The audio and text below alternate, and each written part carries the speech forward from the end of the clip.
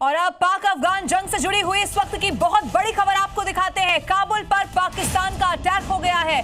Fighter jet से ये बहुत बड़ा अटैक किया गया है, ये इस वक्त खबर मिल रही है। देखिए, हमले के बाद खबर ये है कि पूरे इलाके में कैसे आग लग गई।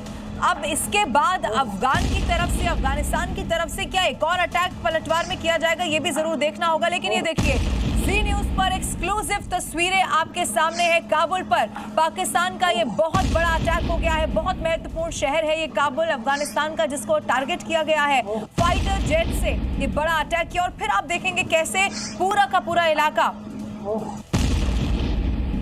ये पूरा इलाका आप देखेंगे कैसे आग की लपटों से घिरता हुआ नजर आता है। लगातार ये जो जंग पाकिस्तान अफगानिस्तान में चल रही है वो और ज्यादा विध्वंसक, इस तस्वीर के बाद कहा जा सकता है कि विध्वंसक और ज्यादा होती हुई नजर आ रही है। और इसीलिए सवाल ये है कि पाकिस्तान ने जब अटैक किया है, क्या अफगानिस्तान अब यहाँ से चुप रहने वाला है? क्या अफगानिस्तान कोई बड़ा अटैक अब कर सकता है? ये देखना होगा। तेल गैस संकट के बीच भारत को मिल सकती है बड़ी राहत। एलपीजी सिलेंडर से भरे 2 जहाज शिवालिक और नंदा देवी आज पहुंच सकते हैं भारत। ईरान ने इजराइल पर किया सेजिल मिसाइल से अटैक। इजराइल की सैन्य और डिफेंस फैसिलिटी को बनाया निशाना। सेजिल 2000 से 2500 किलोमीटर तक हमला करने में सक्षम। इजराइल ने की साउथ लेबनान पर बमबारी। अल खियम इलाके में फॉस्फोरस बमों से हमले का दावा। एयर स्ट्राइक में 5 लोगों की मौत, करीब 6 घायल। तेहरान में इजराइल ने सैटेलाइट और स्पेस रिसर्च सेंटर पर हमला किया। हमले में तबाह हुआ है रिसर्च सेंटर। बैन के बावजूद काम कर रहा था सैटेलाइट और स्पेस सेंटर।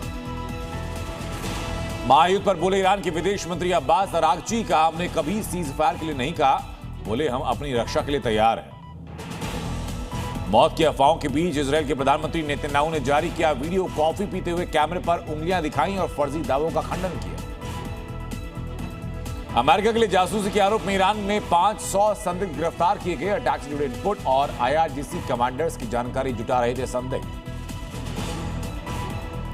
पटना में राज्यसभा के लिए वोटिंग जारी। एनडीए और विपक्ष के विधायकों ने किया वोट। वोटिंग में नहीं पहुंचे कांग्रेस के 2 और आरजेडी के 1 विधायक।